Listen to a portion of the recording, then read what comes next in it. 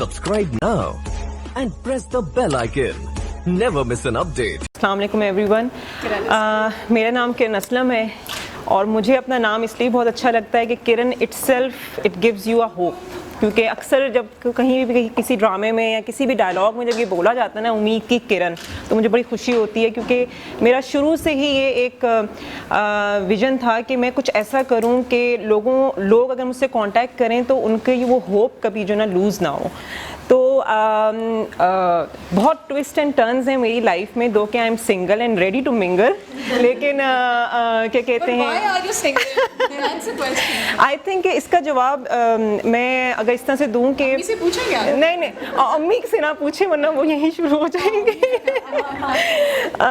Basically होता है कभी कभी कि यार आई एम स्टिल सिंगल, लेकिन मैंने एक दफ़ा फ़रहत हाशमी साहिबा की एक तफसीर सुनी कुरान शरीफ की, तो उसमें उन्होंने एक बात बड़ी अच्छी की जो मुझे दिल को छू गई, और मैंने कहा कि शायद यही वजह है कि अल्लाह मियां ने अभी टाइम रखा हुआ है मेरे लिए।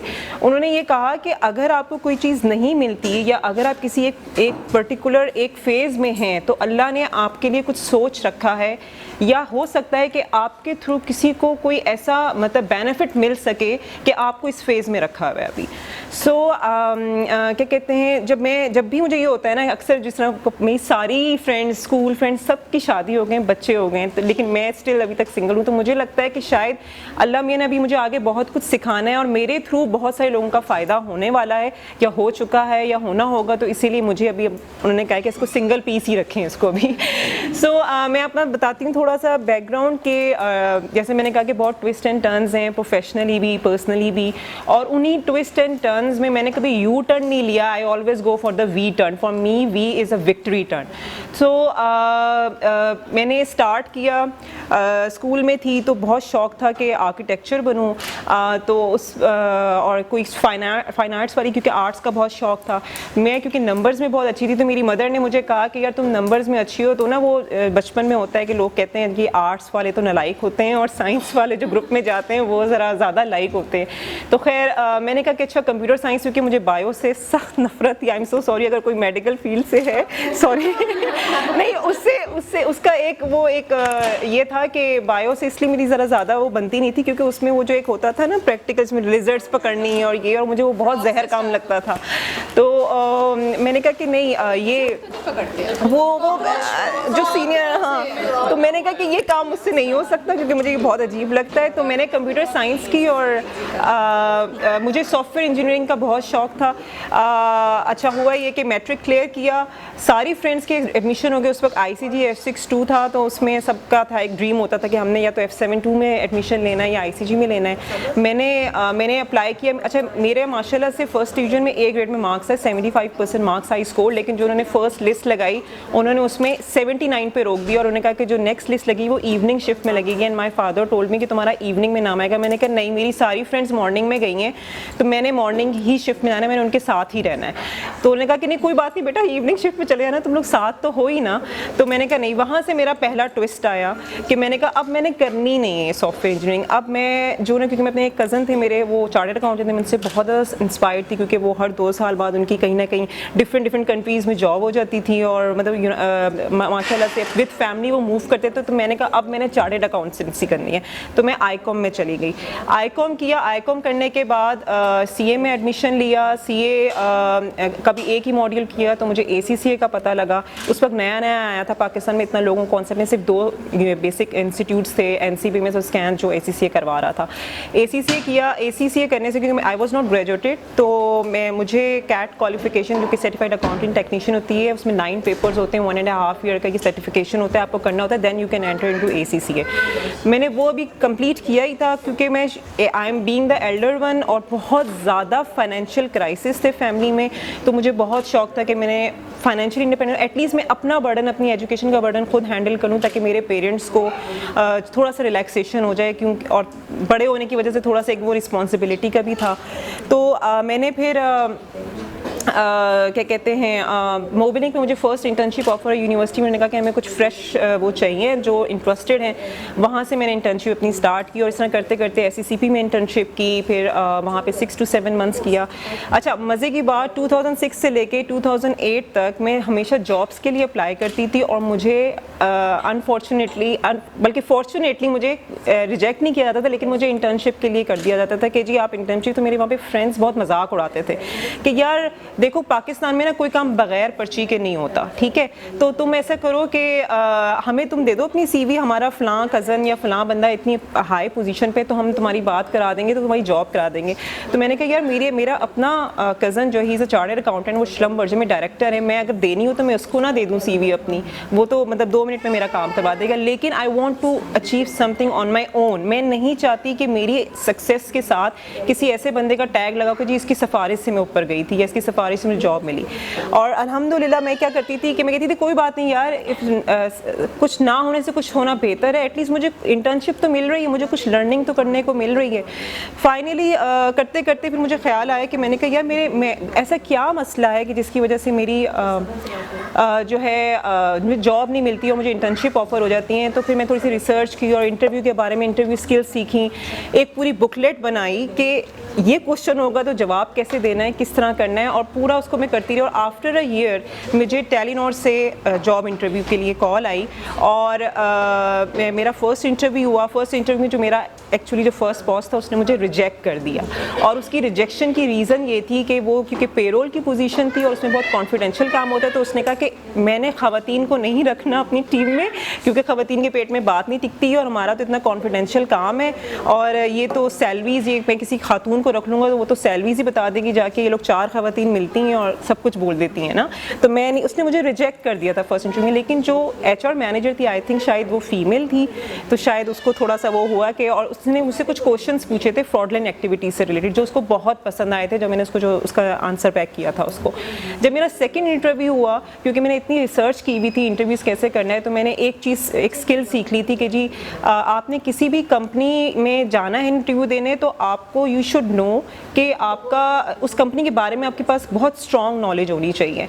तो मुझसे ऐसी उसने पहला सवाल ही HR मैनेजर ने ये पूछा कि जो सेकंड इंटरव्यू था मेरा, साथ में डायरेक्टर फाइनेंस बैठे हुए थे, कि जी क्या कहते हैं आप टेलीनॉर के बारे में क्या जानती हैं। अब मैंने तो पूरा रटा हुआ था और मुझे सारा कुछ पता था, तो मैंने कहा कि जी टेलीनॉर को, क्योंकि उस वक्त से 3 इयर्स हुए थे, टेलीनॉर को 2005 में इस्टेब्लिश हुई, तो मैंने कहा कि जी टेलीनॉर जो है ना लास्ट 2 ईयर से उसको बेस्ट एम्प्लॉयर का अवार्ड मिला है, उनकी 2500 सेल साइट्स हैं, उनका ये है, इनका वो है। तो HR मैनेजर मुझे यूँ देख रहे हैं, आपको ये सारी इन्फॉर्मेशन कहाँ से मिली, इतनी तो मुझे भी नहीं पता। तो मैं आई वॉज लाइक कि मैंने कहा गूगल करें, आप सर्च करें, मैंने रिसर्च करके आई हूँ पूरा। तो वहाँ पे जो मेरा डायरेक्टर फाइनेंस था उसने उसी वक्त माइंड बना लिया, उसने कहा मैंने इसी को हायर करना है क्योंकि इसकी नॉलेज बहुत अच्छी है। तो वहाँ से मुझे, हालांकि मैं फर्स्ट इंटरव्यू में I got rejected by my own boss, लेकिन मुझे डायरेक्टर ने कंफर्म किया कि नहीं जी ठीक है इसको रखने। और मुझे जब मेरी हायरिंग होगी तो 2 मंथ्स के बाद मुझे ये बात पता लगी थी, मेरे बॉस ने मुझे बताया कि मैंने तुम्हें रिजेक्ट कर दिया था। एक तो आई एम सो सॉरी अगर कोई फैसलाबाद से यहाँ से है तो, लेकिन वो पता नहीं क्यों मुझे जॉब करते करते हुए पता लगा कि जी कहते हैं कि यार जो फैसलाबाद के मर्द हजरात होते हैं ना वो बड़ा डिस्करेज करते हैं खवातीनों को। मैंने कहा यार फंस गए, तो अब मुझे बॉस ही फैसलाबाद का मिल गया है। सो उसने मुझे 2 महीने बाद ये बात बताई कि आपको पता है मैंने आपको रिजेक्ट कर दिया था फर्स्ट इंटरव्यू में, तो आप मेरी विल के अगेंस्ट हायर हुई हैं। तो मैंने कहा अच्छा, तो मैंने कहा अच्छा ये 2 महीने से जो फ्रस्ट्रेशन निकल रही है वो इस वजह से निकल रही है। सो क्या कहते हैं, उन्होंने मुझे बताया कि आपको पता है आप बहुत लकी हैं जो आप आ गई हैं इधर। तो मैंने कहा अच्छा कैसे, तो कहते हैं कि आप 800 CVs थी, उस 800 CVs से हमने 50 CVs फ़िल्टर की और उन 50 CVs से 20 लोगों को हमने फर्स्ट इंटरव्यू के लिए कॉल किया था, जिसमें मैं आपको रिजेक्ट कर चुका था, लेकिन HR ने आपकी मार्किंग इतनी स्ट्रॉन्ग की थी कि आप फाइनल इंटरव्यू में आ गई और उन 5 में से आप सिलेक्ट हुई हैं। और जो बाकी 4 थे वो एक्सपीरियंस थे और आपका बिल्कुल एक्सपीरियंस नहीं था, आपको सिर्फ डायरेक्टर ने इसलिए लिखा कि आपकी नॉलेज बहुत अच्छी है।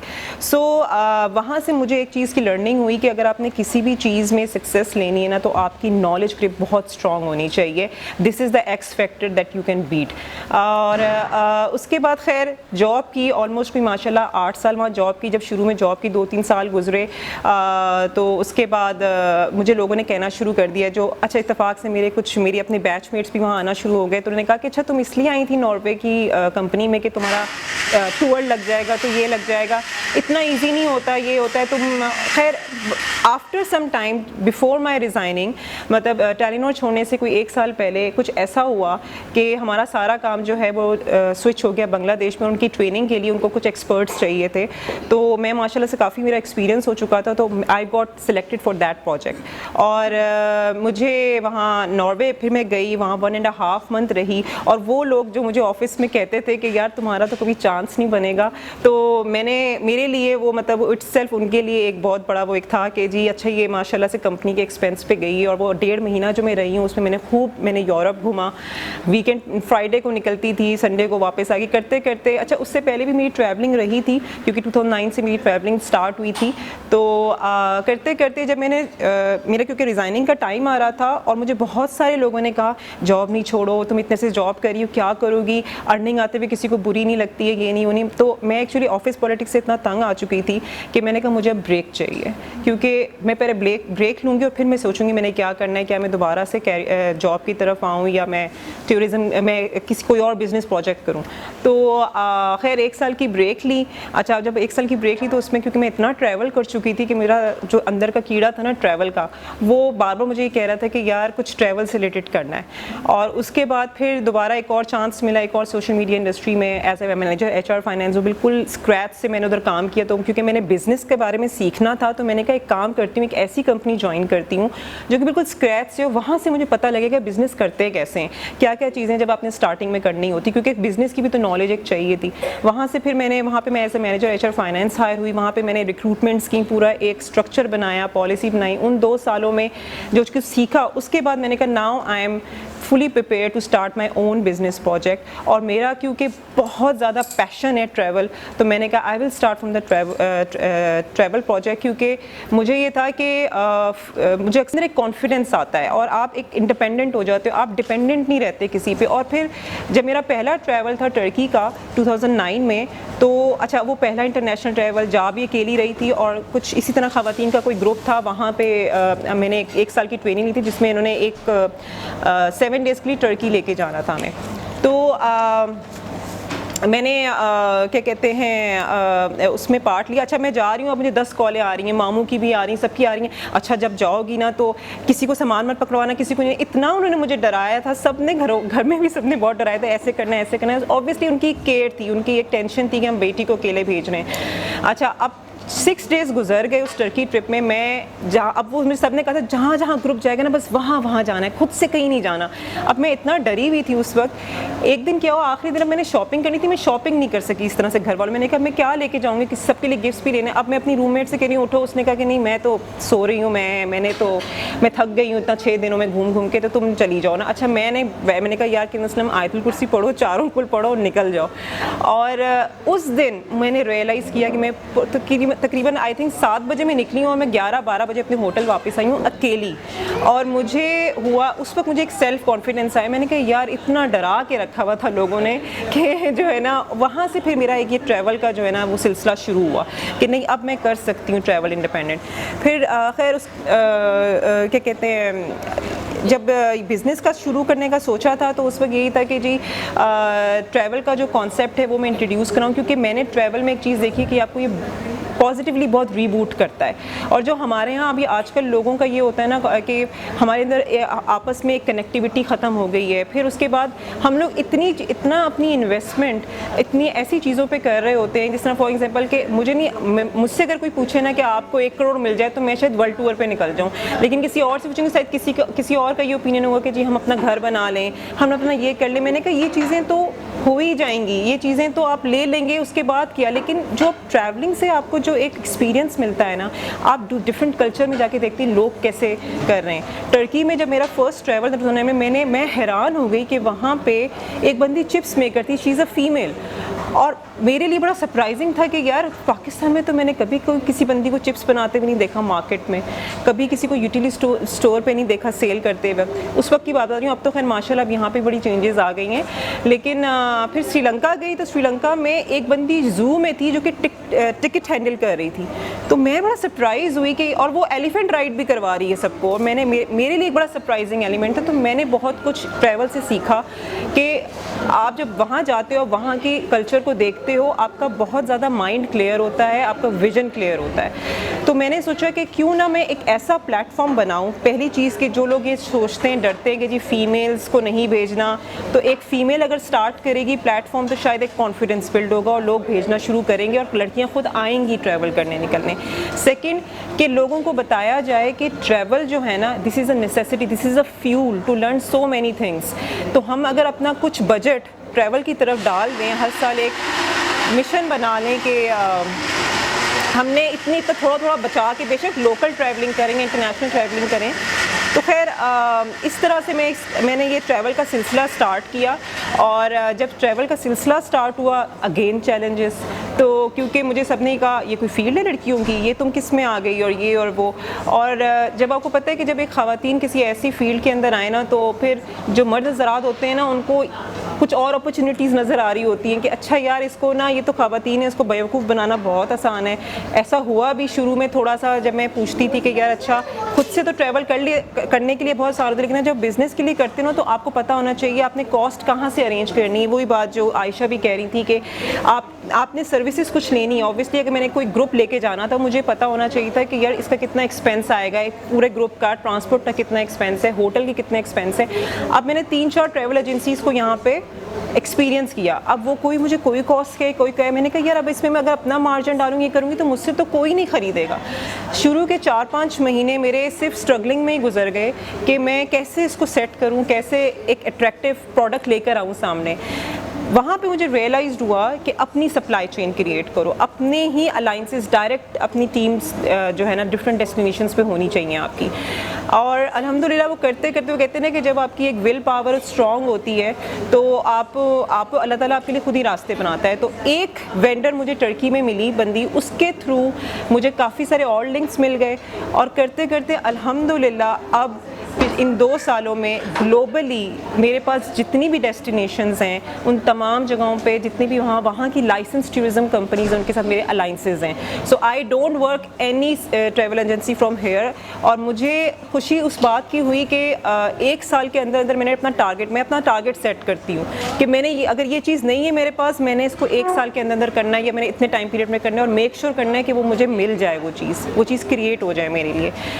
मैंने 1 साल के अंदर अंदर अपने सारे अलाइंसेस स्ट्रॉन्ग किए। मैंने कहा कि मैंने यहाँ पे किसी ट्रैवल एजेंसी वाले बंदे के साथ काम नहीं करनी, वो तो मुझे बस स्टैंडर्ड सिटी टूर्स करवा रहा है और ये करवा रहा है, तो मैंने कुछ I have to do something different. और मैंने कॉस्ट को भी नीचे रखना ताकि लोग आएँ, लोगों को अप्रिशिएट करना है ट्रैवल के लिए। 1 साल के बाद मैं भी नाम नहीं लेना चाहूँगी, लेकिन बहुत सारी ऐसे, शायद इस्लामाबाद की बहुत फेमस है जो कि फीमेल्स को ही ज़्यादा लेके जाते हैं, फैमिलीज़ को लेके जाते हैं, उन्होंने मुझे अप्रोच किया क्योंकि दे नो कि I have the best quotations for the trips. क्योंकि वो कहते हैं कि इसकी मार्केट्स, यार हमें समझ नहीं आता कि ये प्रॉफिट के साथ रख के कैसे सेल आउट करती है, इसकी पास कोटेशंस इतनी अच्छी क्यों, क्योंकि मैंने स्टार्ट इंटरनेशनल डेस्टिनेशन से किया है, तो इसके पास कैसे इतनी अच्छी कॉस्ट आती है। तो उन्होंने मुझे अप्रोच किया और उन्होंने मुझे कहा कि हम सिर्फ टर्की के ग्रुप्स करते हैं, अभी भी हम टर्की का अपना खुद करेंगे, लेकिन हमारे जो प्राइवेट क्लाइंट्स हैं ना उनको आप डील करेंगे, बट यू हैवंट मेंशन कि हमने आपसे लिया है, हमारा नाम आगे रहेगा। मैंने कहा कोई बात नहीं, कि ठीक है, मेरे पास तो अर्निंग आ रही है, मुझे क्या है, मतलब मेरे साथ पास लर्निंग भी है, अर्निंग भी है, तो ठीक है। तो मैंने वहाँ से किया और अब माशाल्लाह से बहुत सारी ऐसी एजेंसीज़ हैं जो कि मुझे कॉल करती हैं कि आप हमारे साथ ऐसा पार्टनर आ जाएं अब, क्योंकि दे नो कि मेरे पास स्ट्रॉन्ग लिंक्स हैं अब तमाम पूरी ग्लोबल डेस्टिनेशन में। अभी जब ये पेंडेमिक हुआ तो मुझे बहुत सारे लोगों ने कहा ओहो, स्पेशली जो मेरे टेलीनॉर के एक्स कलीग्स थे कि यार तुम्हारा तो बिजनेस ही ठप हो गया है, अब तो क्या करोगी और ये करोगी वो करोगी। बहुत सारे ट्रैवल जो एजेंट्स हैं उन्होंने मुझे फ़ोन किया कि किरण आप क्या कर रही हैं, आप इतनी पॉजिटिव कैसे हैं, ये है वो है। तो मैंने कहा कि यार देखो, जब मैं ट्रैवल में आई थी ना तो मुझे ये भी नहीं पता था कि मेरे पास ग्लोबली तमाम अलाइंसेस होंगे, लेकिन अल्लाह ने मुझे, मतलब मेरे पास एक था कि मैंने करना है तो करना है, तो वो खुद ब खुद मेरे लिए नस्ते निकल गए। अभी भी ये जो टाइम है ना, मे भी कुछ अल्लाह ने डिसाइड किया है, कुछ कि मैंने कुछ है टाइम के, कुछ और मुझे वो बताना चाह रहा है। तो इस पूरे अरसे में मैंने ये क्या किया कि मुझे बहुत अरसे से 2 सालों में जब मैं ट्रैवल वगैरह के ग्रुप्स डिफरेंट लेके जाती थी तो मुझे टाइम नहीं मिलता था कि मैं बहुत ज़्यादा प्रमोशंस कर सकूँ। और मेरे ख्याल से जो लोग आप में से हैं, आपने देखा हो कि मैं बहुत ज़्यादा लो प्रोफाइल रहती हूँ फेसबुक पे, इतने ज़्यादा ग्रुप्स वगैरह का इतना ज़्यादा वो नहीं करती, हाँ गायब हो जाती हूँ अक्सर। तो मैंने सोचा कि यार मेरे पास इतना ट्रैवल कंटेंट पड़ा हुआ है, तो ऐसे करते हैं कि इस टाइम में जो है ना, इस टाइम को मैं इस तरह यूटिलाइज़ करती हूँ कि मैं घर पर हूँ तो मैं अपना जितना भी ट्रैवल कंटेंट उससे रिलेटेड डिफरेंट अब ट्रैवल कंटेंट बनाऊँ।